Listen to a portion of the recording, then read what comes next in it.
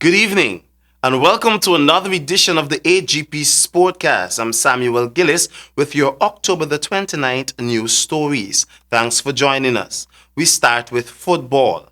Annandale, Queen's College and St. John's enjoyed impressive wins at the Gaioil Tradewind Tankers Secondary School Football League, which kicked off over the weekend. Stanford Howard reports.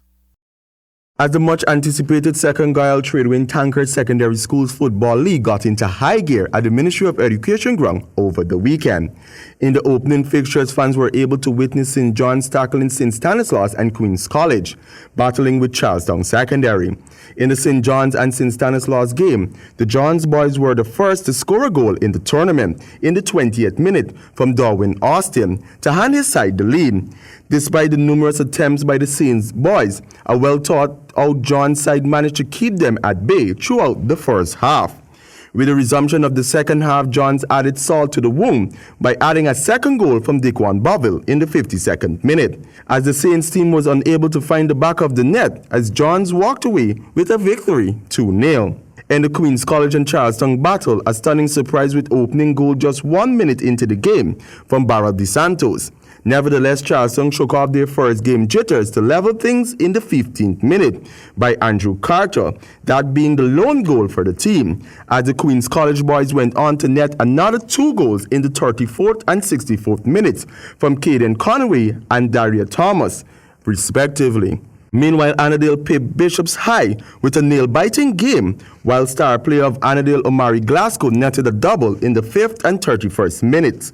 Also with a double from Colin Hendricks in the 7th and 24th minutes.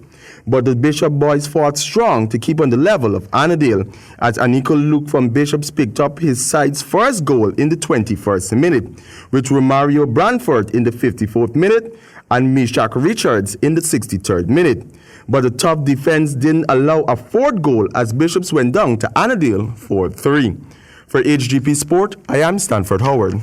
Continuing in football, keeping senior football alive, GT Masters is preparing to do battle with SV Ratio of neighboring Suriname in the new month. Jaden Samuels is following. After being beaten here in the previous meeting, the Suriname side will look to return the favor when the GT Masters cross the border later in the new month. Optimistic about Guyana's chances this year is head coach of the GT Masters, Dion Barnwell. Coach Barnwell, GT Masters currently in preparation mode for the Suriname assignment. How are preparations coming along? Well, so far we had one practice game on Sunday morning. We'll be having a game tomorrow night against Wales at 8 o'clock right here. We're preparing for go to Suriname to play. What's the team name? SV Ratio. SV Ratio from Suriname, Masters team. So I think it will be a good tournament for GT Masters. And next year, for the 5th year, we invite them back over here. The players are presently preparing for this encounter, while the organizers are planning several fundraising activities to offset the travel and accommodation expenses. Well, we have good players. We beat them home here, so I think we can get a good chance there. As was a player back in the days, playing against them, and now coaching a Masters team would be real nice going ahead there. A call was also being made by Coach Barnwell for more Masters football to be played. Jaden Samuels, Hgp Sport.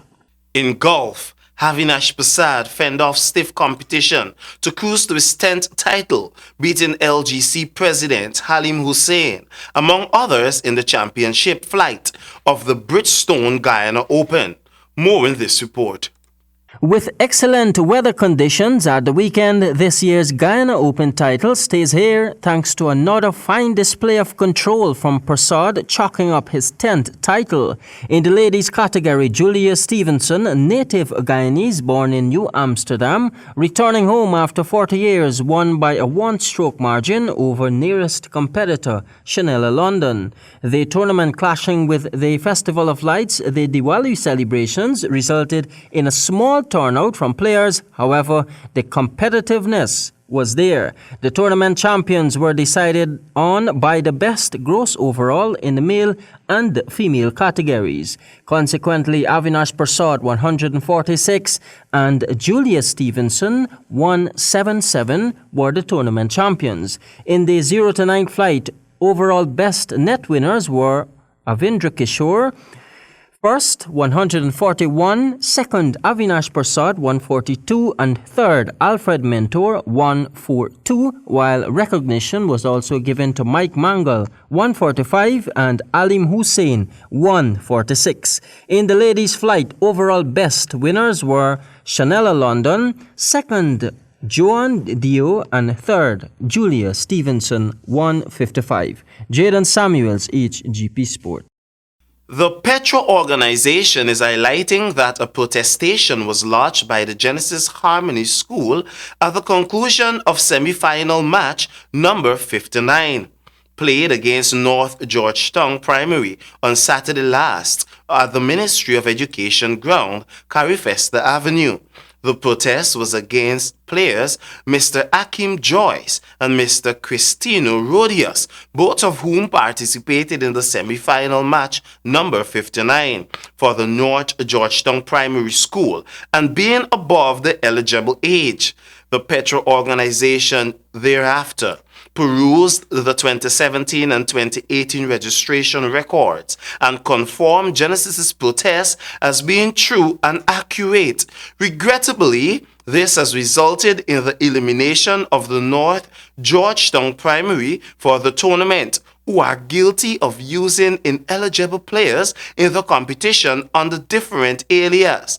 In addition, Coach Mr. Aubrey McKenzie has been suspended for 2 years from engaging and or coaching any team or school that is participating in any tournament coordinated by the Petra organization. Finally, Shakib Halassan banned from cricket for failing to report bookie approaches. More in this report. Shakib Halassan, Bangladesh's Test and T20 captain, has been banned by the ICC from all cricket for 2 years, with 1 year of that sentence suspended after he accepted 3 charges of breaching the ICC anti-corruption code. Shakib violated the most basic form of offense for failing to report an approach, which is covered under Section 244 of the ACU Code. It says, failing to disclose to the ACU without unnecessary delay full details of any approaches or invitations received by the participant to engage in corrupt conduct under the Anti-Corruption Code. The reason behind reporting any approach promptly and quickly is because any delay can hamper investigations. His offenses related to 2 tournaments in 2018, an ODI Tri-Series in January, also involving Sri Lanka and Zimbabwe, and 1 match in the IPL, where he was a player with Sunrisers. He will be free to resume international cricket on October the 29th, 2020, subject to his satisfying the conditions in respect of the suspended part of the sanction.